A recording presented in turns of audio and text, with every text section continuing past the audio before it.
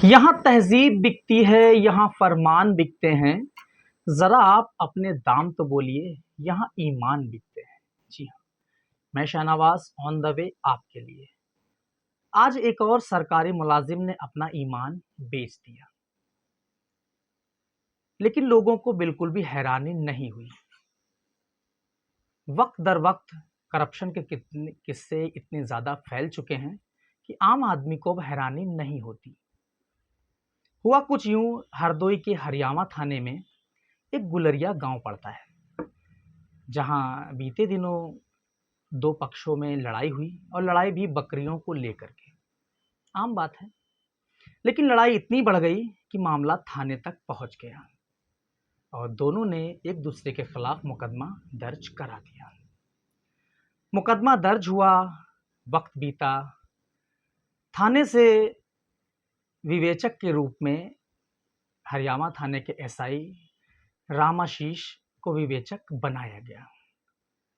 दरोगा साहब ने तफ्तीश शुरू की, दोनों पक्षों से राब्ता साधा और दोनों के बयान लेना शुरू कर दिए। इस बीच होता यह है कि दरोगा जी एक पक्ष के इकबाल साहब हैं, जो कि गुलरिया गांव में ही रहते हैं, उनसे संपर्क किया। इकबाल पर जो विपक्षी ने मुकदमा दर्ज कराया है वो 308 का है, जबकि इकबाल की माने तो वो मौके पे नहीं था। वो हरियाणा में काम करता है और वो हरियाणा में उस वक्त था जब ये लड़ाई हुई थी। लेकिन जो भी रहा हो, खैर मुकदमे में उनका नाम था और 308 धारा उनके ऊपर लगी हुई थी। फिर होना क्या था, दरोगा जी ने इकबाल से संपर्क किया, बार बार घर गए। डरा सहमा इकबाल इधर उधर अधिकारियों के पास गया कि साहब हम नहीं थे, फिर भी हम 308 धारा के दोषी करार किए जा रहे हैं। फिर मरता क्या ना करता, इकबाल और दरोगा के बीच साठ गांठ हुई। दरोगा जी ने उससे 20,000 की मांग की। 20,000 की मांग तो कर ली, लेकिन गरीब इकबाल इतना दे ना सका। वक्त बीता, दरोगा जी ने दबाव बनाया तो बात 10,000 पे बन गई। अब यहां से क्लाइमैक्स शुरू होता है। इकबाल को पता नहीं कहां से सूझी या किसने उसको ज्ञान दिया कि उसने एंटी करप्शन से संपर्क किया और पूरा वाकया एंटी करप्शन के अधिकारियों को बता दिया। अब यहां से जो इकबाल खुद अपने कामों को मुकाम तक पहुंचा रहा था, अधिकारियों की ड्योढ़ी पर जा रहा था, अब वो एंटी करप्शन के अधिकारियों के कहने पर चलने लगा। अधिकारी ने उससे कहा कि आप दरोगा जी से वक्त लीजिए और इन्हें बुलाइए, देखते हैं क्या होता है। तो होना क्या था, इकबाल ने दरोगा रामाशीष को कॉल किया और कहा साहब 10,000 रुपये तैयार हो गए हैं, कहाँ देने हैं। अब दरोगा जी की बाँछें तो खिलनी ही थी कि दरोगा जी को 10,000 रुपये जो मिलने थे रिश्वत के रूप में। फिर दरोगा जी ने कहा, इकबाल मैं हरदोई पुलिस लाइन में हूँ, यहीं आ जाओ। इकबाल ने जैसे तैसे 10,000 रुपये मैनेज किए और चल दिया। बीच में ट्रैफिक रहा होगा या कुछ और बात रही होगी, इकबाल को कुछ देर हो गई। इकबाल पुलिस लाइन पहुंचता है और दरोगा जी को फिर कॉल करता है।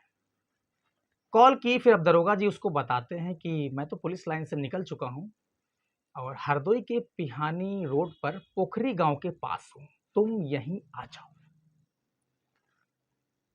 फिर परेशान इकबाल मोटरसाइकिल उठाता है और पिहानी रोड पे पोखरी के पास पहुंचता है। इस बीच जो भी इकबाल कर रहा था वो एंटी करप्शन के अधिकारियों के इंस्ट्रक्शंस के मुताबिक अपने आप को वो आगे बढ़ा रहा था। पोखरी के पास दरोगा जी खुशमिजाजी के साथ खड़े थे कि अब 10,000 रुपये मिलेंगे और फिर शाम को वो खर्च होंगे। लेकिन ऊपर वाले को तो कुछ और ही मंजूर था। इकबाल पहुंचते हैं, आपस में कुछ गुफ्तगू होती है। उसके बाद इकबाल उनको 10,000 रुपये रिश्वत के रूप में जैसे ही पकड़ाते हैं, एंटी करप्शन के अधिकारी मौके पर दरोगा जी को अपनी गिरफ्त में ले लेते हैं।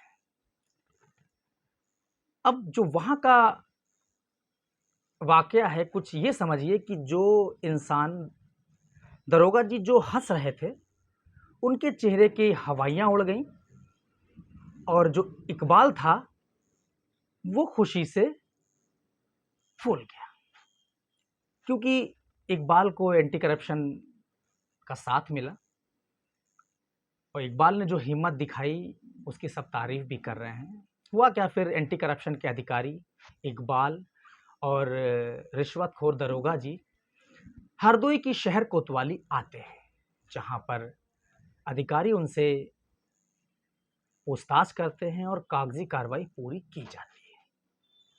इसके बाद दरोगा जी को लेकर के एंटी करप्शन टीम लखनऊ के लिए रवाना हो जाती है। ये तो पूरा वाकया था। अगर आपके साथ भी ऐसा कुछ होता है तो स्क्रीन पर जो नंबर चल रहे हैं ये एंटी करप्शन के ही हैं। आप इनसे संपर्क साधिए और जो इकबाल ने हिम्मत दिखाई है उस हिम्मत को आप भी परवान चढ़ाइए। मैं शाहनवाज कैमरामैन आमिर के साथ ऑन द वे। जय हिंद।